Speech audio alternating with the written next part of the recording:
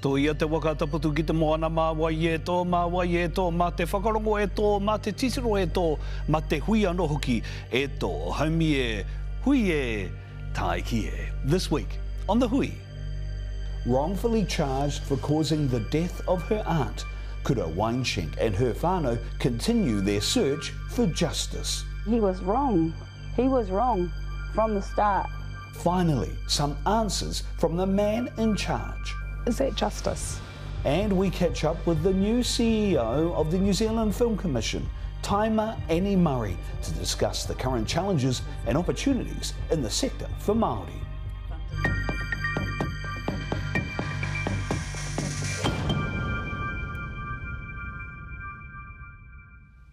Te hunga kōrero I te tūā o rangi haramai haere. Tātou kei te hāhātanga o te whenua ti hewa Māori ora, and welcome back to The Hui. A botched investigation and finally an apology. A Waitara woman has fought for 6 years to expose flaws in former senior cop's findings after a car crash killed her aunt. The Hui has been with her through her harrowing journey and found she's not alone, connecting her with another whānau who are challenging the same investigators' findings relating to the death of her beloved husband and has endured similar serious errors by the same police officer. Rani Pereira has the third instalment of Kura Weinschenk's fight for justice.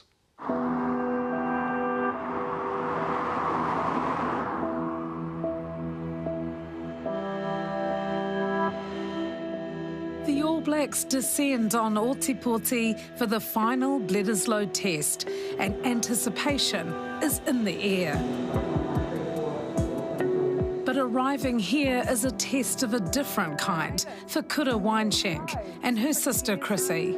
Hey. How are you?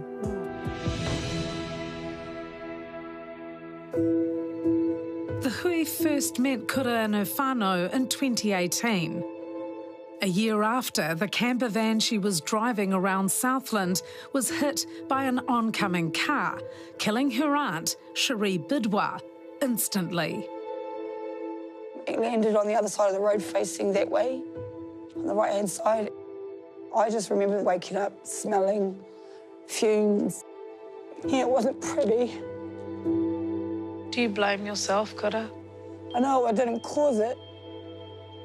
But, you know, I was driving and Auntie died.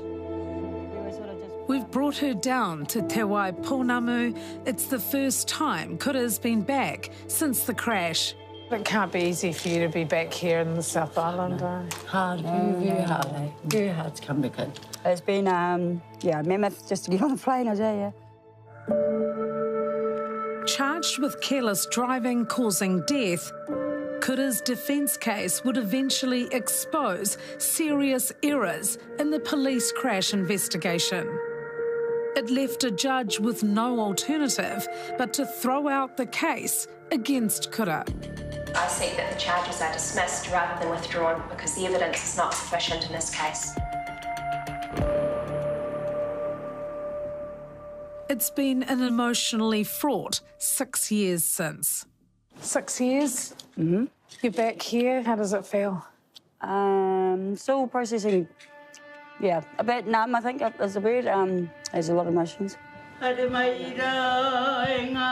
In June this year, a hui was the first step towards healing. Police representatives came face to face with Kura and her whānau back home in Waitara. Big day. Big day. Nothing waiting a long time from us. It's moving forward, and I appreciate you journeying to come and have this kōrero with us. This ordeal almost destroyed Kura, but her sisters and aunties have been there for her through it all. It's been a hell of a journey, and I'm just pleased that we finally come to the table with somebody who's going to acknowledge it.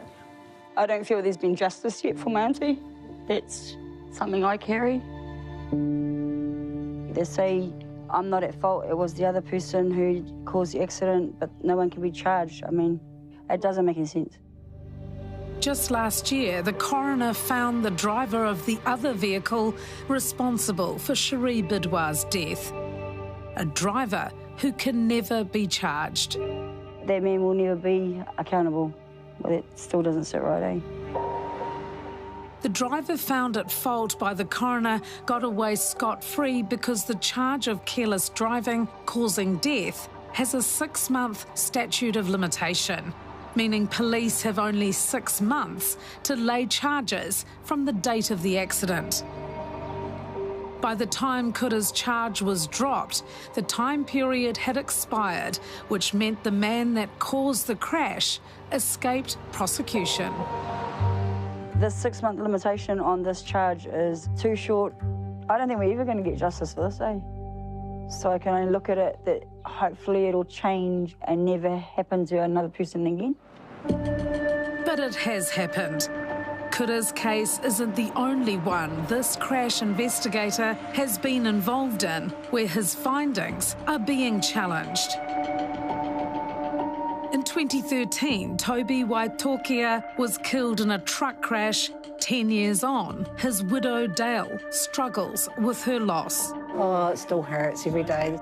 He was, the love of my life, and it's not a day goes by I don't think about him because he's everywhere, He's everywhere. The same crash investigator who got it wrong in Kura's case provided the original report in relation to the truck crash. Dale feels there are still several aspects of his findings that are concerning. He was wrong. And now finding out about Kura's case as well, I think, what the hell are they doing? Families deserve the truth. Why do we got to go through all of this for year after year after year to get to a truth? Why? Why can't it be done right in the beginning? Why can't they say, I'm wrong? Oh, well, maybe I have made a mistake. Crash investigator Alistair Crosland says he was finally exonerated in this case, but in 2021, police apologised to Dale for the deficiencies in his initial crash investigation, which blamed driver error. How many other people in New Zealand have been given those crash reports and they've known in their heart that their husband, wife, whoever is not responsible, but they've been blamed. The injustice they have both endured has compelled Kura Weinshank to make the painful trip back to Southland to meet Dale in Tapanui. Hey, I'm Kura. I'm Dale. I know who you are, Dale. I know who you are, Dale. I'm so sorry for everything you're going through. Me too. They bond immediately over the tragedies they have in common. When you know something's not right, it's worth fighting for. People say to me, let it go. Why don't you let it go? I think, can't. All we want is the truth. The crash investigator left the force in 2020, but the hui can now reveal that he has been contracted by police 3 times since then. How did you feel when you found out that he may no longer be with the police, but he's still reviewing other crash investigations? I couldn't believe it. I cannot believe it. That was a shock moment for me. I just don't understand why that is allowed. Alistair Crosland needs to be made aware just what this has done, not just for me, but the many other cases he's done. We've been trying to contact Alistair Crosland since 2018 and finally spoke to the retired crash investigator over the phone. He says he stands by his verdict that Kura caused the accident. Crosland says the 3rd review into the crash agreed with his findings and has never been contested. He says he's unaware of any dispute around his investigation. This is despite the charges against Kura being withdrawn by police. Coming up after the break, This all happened under your watch. the cop in charge fronts up. The man who caused the crash That's can right. never be charged. That's right. Is that justice?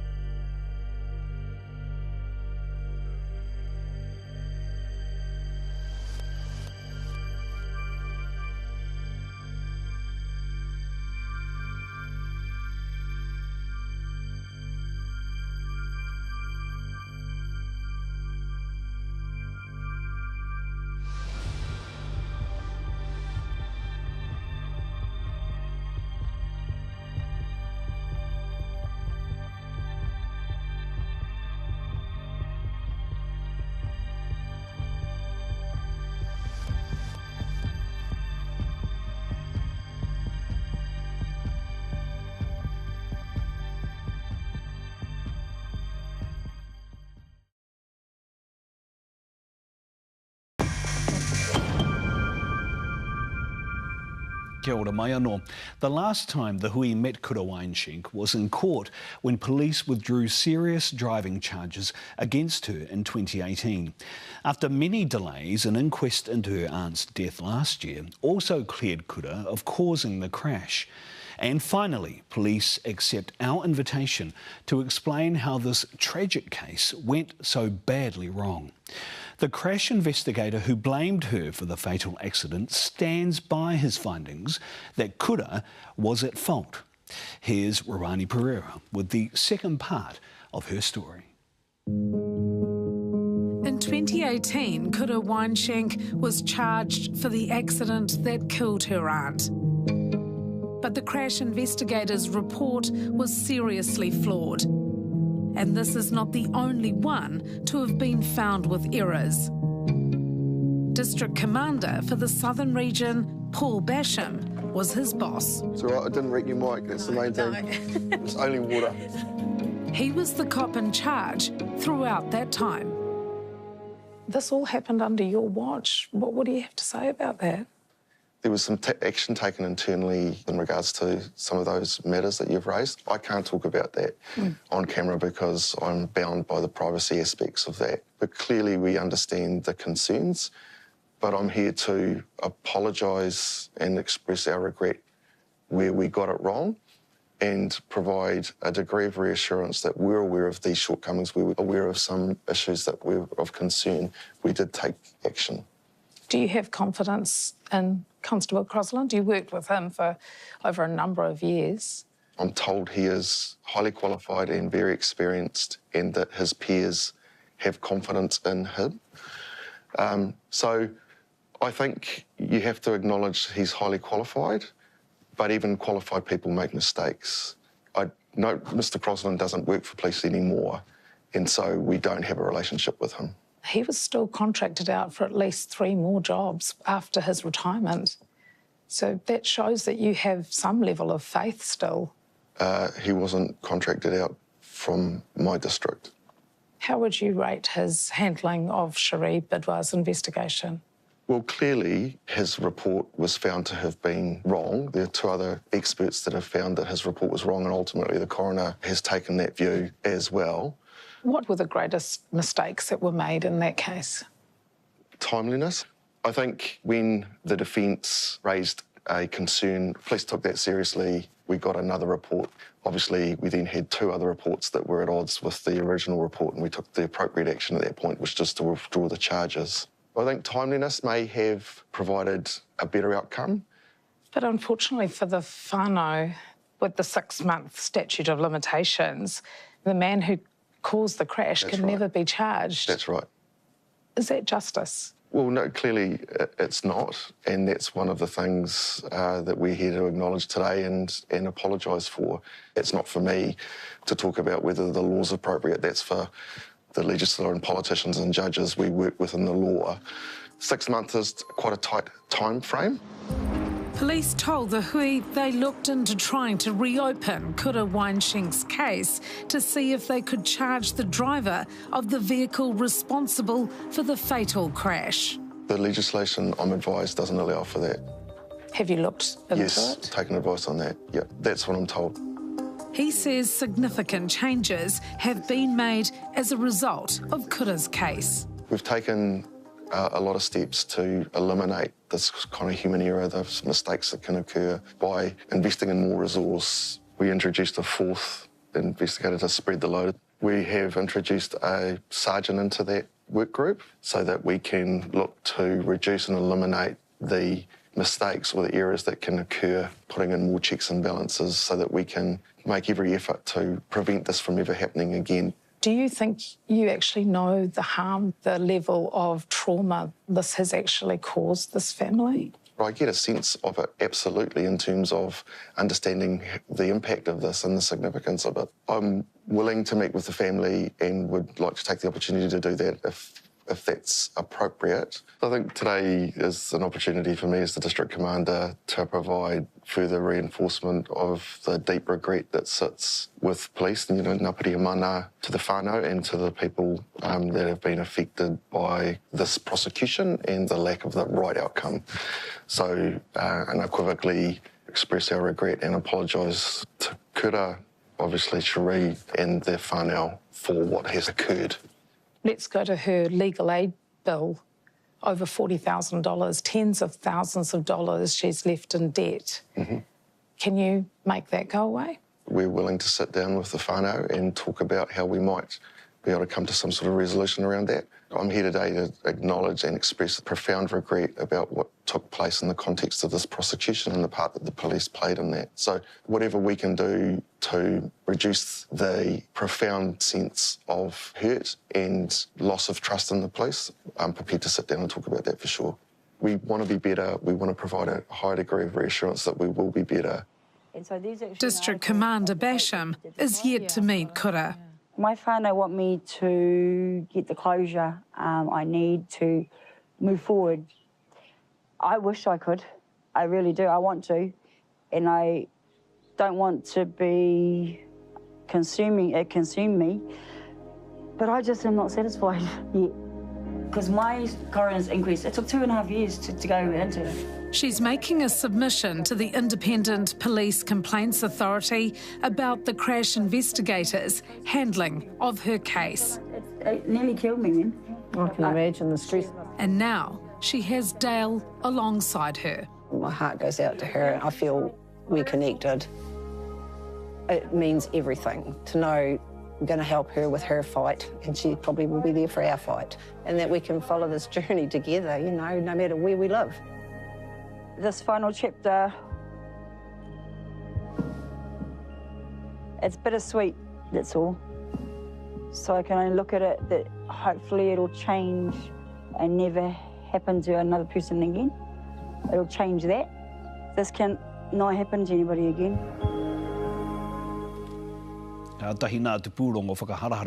After the break, New Zealand Film Commission CEO Taima Annie Murray joins us live in studio.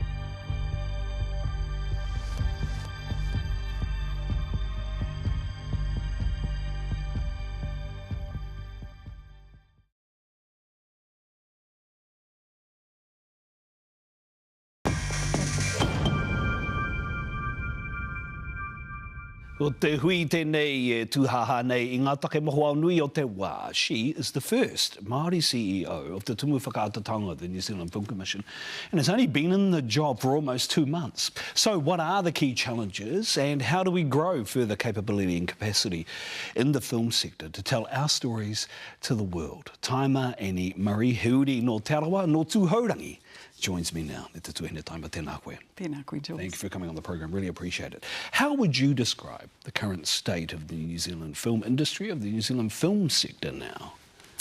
We're in good shape. So audiences are coming back after COVID, still about 20% down on 2019 numbers, but coming back nevertheless. We've seen Muru win the best, the top film of 2022, top New Zealand film. We are seeing an increasing number of applications coming in, really strong New Zealand stories.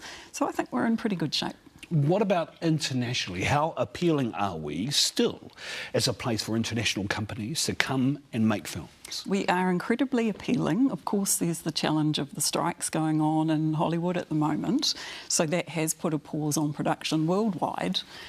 So it's not just us. And just to put that in context, the last time there was a strike of that magnitude was 1960.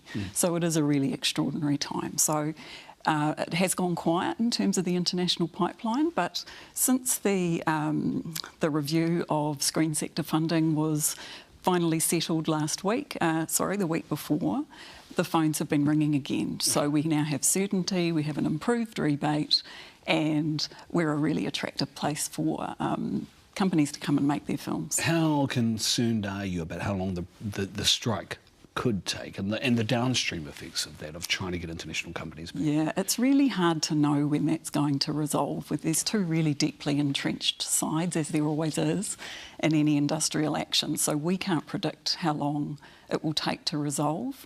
But what I can assure you of is that we have solid interest from international companies who are really keen to make their films here, and they are keen to get in and make their advance bookings and get in ahead of the rush for when the strike does resolve. We had heard reports that there was some concern about a quote-unquote contracting New Zealand film sector, particularly given competition from places like Australia, certainly geopolitically here.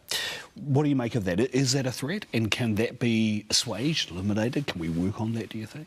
There's a couple of things there. In terms of the rebate, the international players can get better deals elsewhere, we know that, but what they can't get elsewhere is our incredible crew, who are, there's many Academy Award winners in our crew. They're very talented, passionate people. They can't get our stunning scenery, and we have really great studios that are really close together. So that's a package that's really hard to replicate in other places. The other thing is that we are very focused on the local side in terms of getting our stories up and out. So we will see a number of New Zealand films releasing quite soon. Some big films like The Convert, which is Lee Tamahori and Robin Scholl's latest project, premiering at the Toronto Film Festival. Also Uproar, which is a story based on the 1981 Springbok tour, starring Julian Dennison, James Rolliston, Minnie Driver, Rhys Darby. So there's some awesome projects coming through, and there's more going into production quite soon. So we're very focused on our local pipeline and empowering those stories, getting them moving. There was also some concern about skill shortages here in New Zealand. What's your response to that? That is a really important area to focus on. Okay. So there's been a very big move in the last couple of years to focus on what's called workforce development, which is essentially looking at making sustainable careers in the screen sector. So there's an organisation called Toi Mai, which has been set up. I was on the first board of Toi Mai. To really look hard at how we are training our people to come into the screen workforce. To look at what whānau are telling us, which is that our rangatahi want to earn while they learn. They don't necessarily want to go away for 3 or 4 years, leave home, get a big student loan and come out with a tohu that may or may not be relevant to the industry. So there's a lot of work going on. So is that things like micro-credentialing? Micro-credentials, that's a really, that's a buzzword at the moment. Basically what that means is short, sharp, stackable qualifications. So that in, a 3 or 4 day burst, you can learn a particular skill, get a qual, get a tohu for that, and then you stack those up into a certificate or a diploma, but you're working and learning while you're on the job and getting paid. And that's across the board, right? So that's not just actors and producers and directors. We're also talking about things like, wardrobe, makeup, catering, all that kind of thing. All that stuff. So what tended to happen in the past was either going to a polytech or a film school and making that big commitment, or knowing someone. So, who you know became really important. And what that does is it tends to mean that people hire in their own image. So we weren't seeing a lot of diversity in our screen sector workforce, and that's been identified by Toi Mai as something we need to address. As I mentioned in the intro, you are Tarawa. All right. You are tūhaurangi. What is one of the key expectations you have on yourself, particularly hearing ourselves and our voices, our identity and culture represented internationally through film. What's really important to remember is that of the top 5 New Zealand films of all time, 4 of those are Māori stories. So I can list them for you. Hunt for the Wilder People, Boy, Once Were Warriors and Whale Rider. So 4 of the top 5. The other one is The World's Fastest Indian. Those are Māori stories. So clearly there's something in our culture that's really, really important, both to New Zealanders and globally. So that's a really, really strong starting point. But what we need to work on now is lifting the scale and ambition of our storytellers. What I see when I look back at the last 32 projects that were funded out of the rebate, which is the higher budget subsidy that we offer, only 2 of those went to Māori-owned production companies. So we've got work to do in that space. I wish you all the best for the job. I know it's only been 2 months, so you probably feel like there's a lot to do. Engari, kia kaha rai roto o mai. Te tuhene taima, tēnei ka mihi atu ki a koe.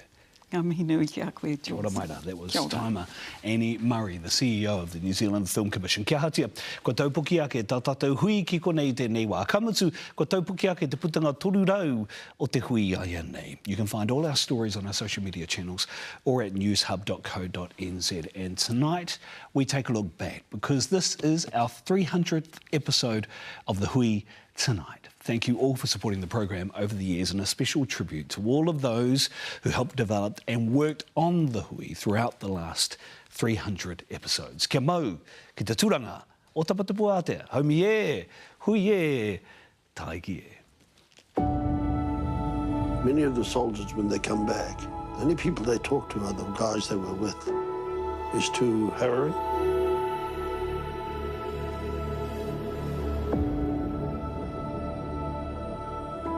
What did you think?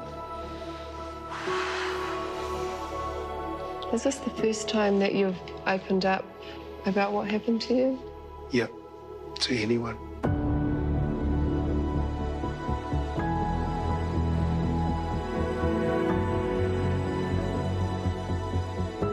I'm sure you can ask any tangata whenua and go, is there racism in New Zealand? Nobody's going to say, oh, no. The same thing, that same hatred that comes from racism goes into Islamophobia.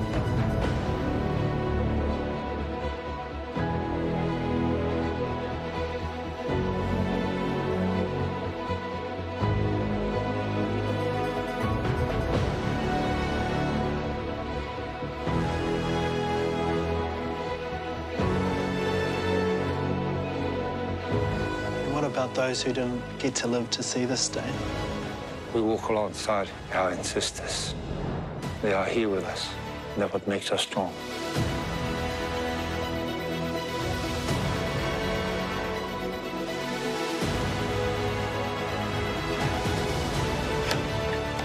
Are you ready for a big fight? Yep. Yes, we are. Our tupuna came here 200 years ago. We've been here ever since. We're not going anywhere.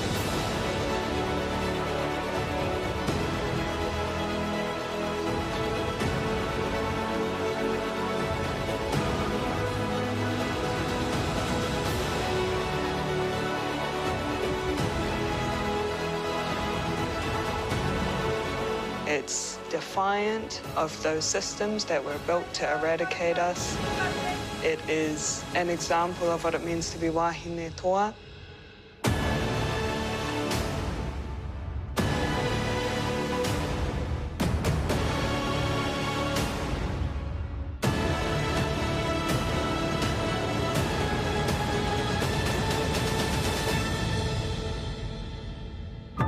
How long are you planning to keep writing? Until my hands fall from the keyboard. Yeah.